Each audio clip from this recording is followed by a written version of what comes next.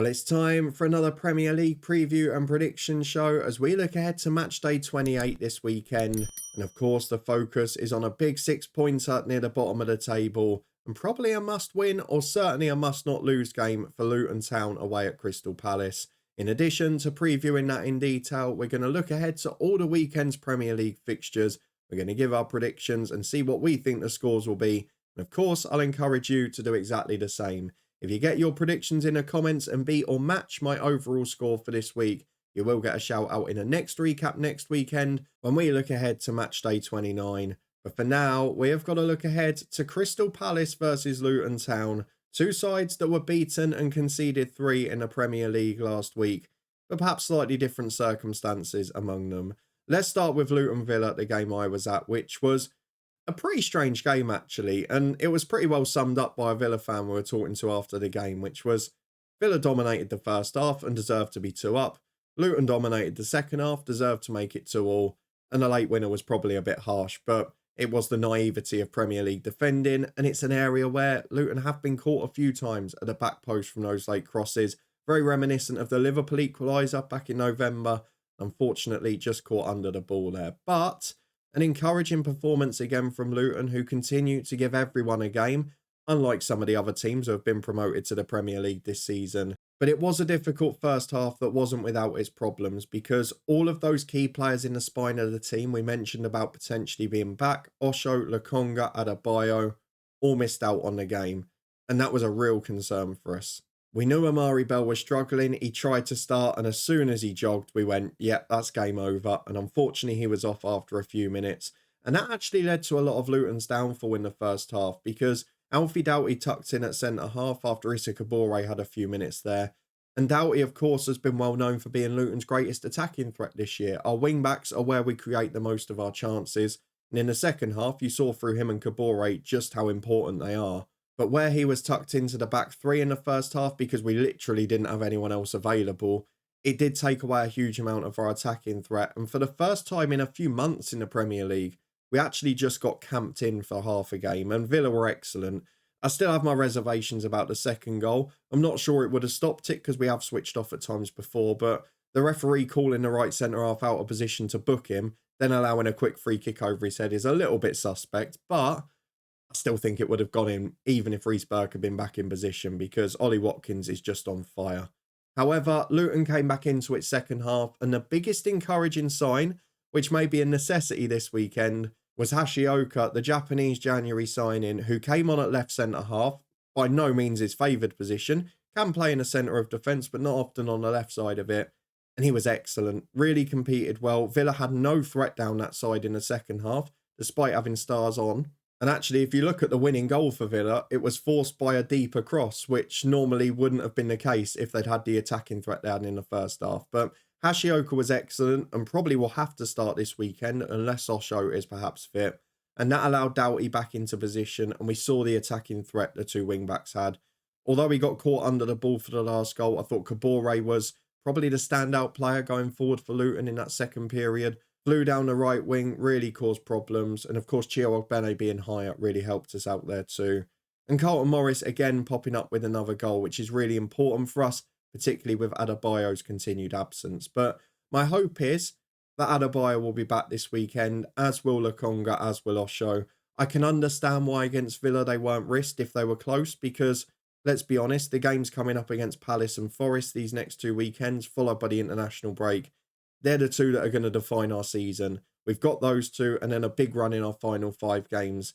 We've got to have the best players fit for that. But overall with the game, I say the same again. While it might end up being a season of what might have beens, we are competing with virtually every team in the Premier League. We're not losing games by more than 3 goals, and we're not conceding as many as Sheffield United and giving up, which they probably would have done at 2-0, so that shows the difference. But a really good game. Aston Villa are a good side. They were the best side we've probably played away from home. And then here on their visit to Kenilworth Road, they showed the other side of their game, and it was a really important win for them. So fair play to them.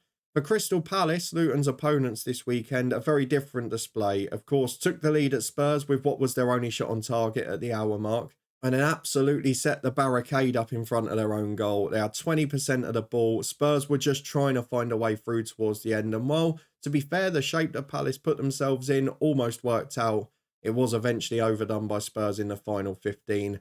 I will say now, if Roy Hodgson had put in that display, he would have got a lot of criticism. So it's going to be interesting to see how they play this weekend, where the onus will be on them to attack. Fans at home will expect them to go for it.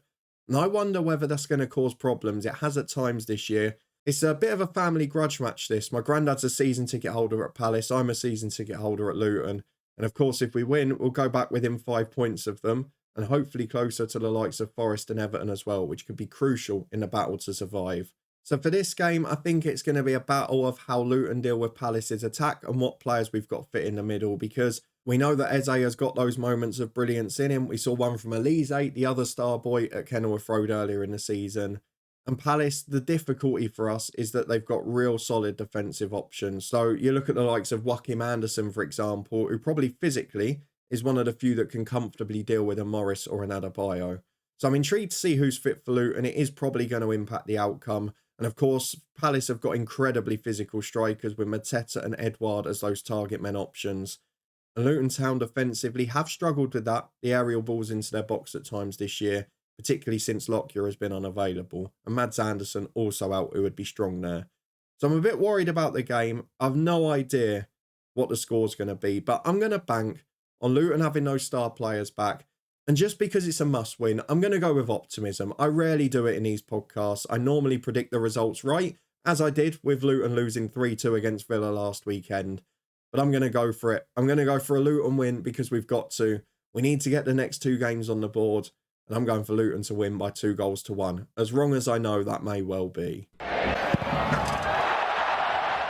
So after my superstition of hoping that if I predict a Luton win, it will happen after getting a correct score last weekend, let's move on to the rest of Matchday 28. And to do that, we need to have a quick recap of what happened in Matchday 27, where 10 points were picked up by me in a little bit of a frustrating weekend because only one perfect score and so many close calls. Of course, Sheffield United, Arsenal, we all went 4-5, or in one case 7. Only one person went for the mighty 6. They joined me on 10 points. We'll talk about them in a minute. 1 goal away with City, 1 goal away with Palace. That late Newcastle goal in stoppage time stopped me getting another one as well. So it could have been better, but 10 points with the perfect score for Luton Villa and 7 other correct outcomes out of the remaining 9. And I wasn't beaten by anyone this week, but I was joined on 10 by 2 of you, and both of you got 2 perfect scores. Ed and Sam on 10 points, well done to you. And Kurt on 10 points level as well, deserves a special shout out for correctly calling the Arsenal 6-0. So join top of the table for me this weekend, but can any of you beat me this time around? Let's look at my score predictions for Matchday 28. We start with the early kickoff on Saturday, United v Everton. It was a very different display from United away at City, not quite effective for the 90 minutes, but I'm going to go for them to win this one. I hope they do from a Luton point of view.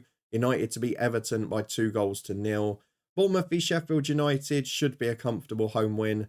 Sheffield United have been better on the road. They've been more effective. They've not given up quite so much. I'm going to go for Bournemouth to win by 3-1. You know I've gone for Luton to win 2-1 at Palace, more in hope than expectation. Fingers crossed, everyone. But Wolves, Fulham, I've gone for a 2-1 home win. Fulham got a great win last weekend. Wolves, a pretty poor performance. I wonder if we're going to see the opposite this time around. Wolves don't often put in 2 poor displays in a row. Arsenal v Brentford. Arsenal are scoring, they're flowing. The only reason I've not gone for more against a pretty porous Brentford defence is if they get to 3 up, I think they might rest people for the Porto game in midweek. So I'm going to go for 3-1. But they had the luxury of resting a few on Monday, didn't they?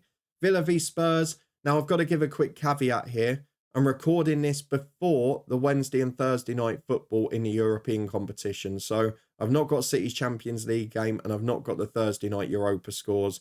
But because Villa have got a game at Ajax and I think Emery will want to win that, I'm going to go for a draw rather than a Villa win. Wouldn't be shocked if Spurs nicked it. I'm going to go for a thriller, 2 goals apiece. Brighton, to a similar nature, have a tough game away in Rome, but of course on Sunday they can rotate a bit more, and I'm going to go for them to nick it 2-1 against Forest. Again, probably a bit more hope than expectation.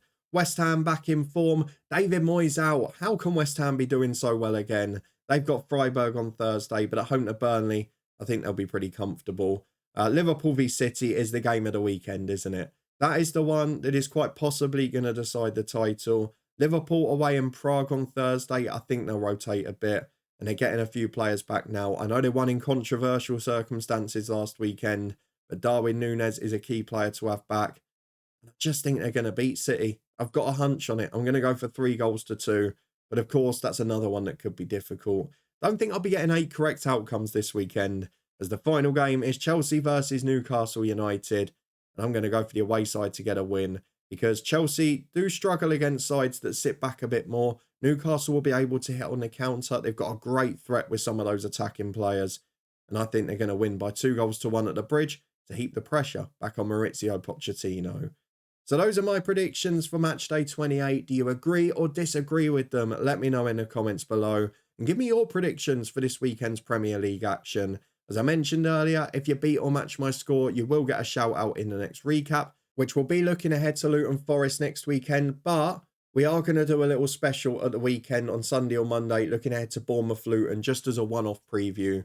For now though, if you did enjoy this video, please do put a thumbs up on it. Subscribe and turn that notification bell on for regular content from the Honest Football Podcast. Our midweek championship predictions are up in the eye above for the remaining 5 games tonight. And there's also going to be a full fixture list this weekend, which we'll be previewing tomorrow. Loads to come over the next week or two before the international break, so keep your eyes peeled for it. It's also the final week of our partnership with HelloFresh UK, where you can get 60% off your first box and free delivery, as well as 2 months worth of discounts. Link is at the top of the description. It's a brand I always use and really enjoy. And it's part of the course for my slightly slimmer cheeks as we trim down during the year. But thank you very much for watching and your support as always. Fingers crossed I'll be right with a Luton score. Safety is going to depend on the next couple of results, so hopefully we'll pick up some points.